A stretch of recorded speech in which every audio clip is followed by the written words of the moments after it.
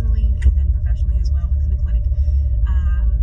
Maybe not quite as big of a thing right in this moment, right now, but again, we keep having these waves, guys, so please don't forget about it.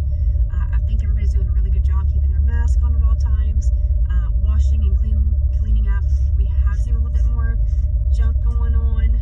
Sometimes the task list isn't all the way done. Like, this is still very important. Even if COVID wasn't going around, we would still be needing to do our task list and keeping up with daily stuff, daily things that get dirtier or, messed up, disorganized.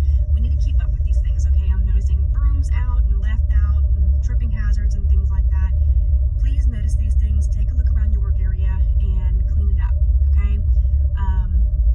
Back to COVID again. Nothing's super changed still at this moment. I know you may have heard of other people making changes and things.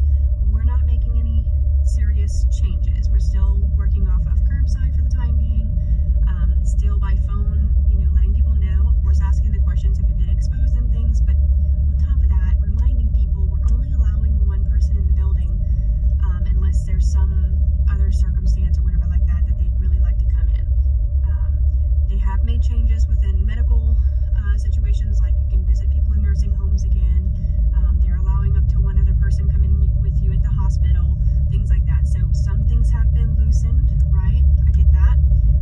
We are loosening up some in the way of if they ask or really push to say, this visit might be a little bit more serious. We really need to understand the condition that's going on with my pet. I really like myself and my spouse to come, or my child's going to be with me. I literally live in Youngsville, and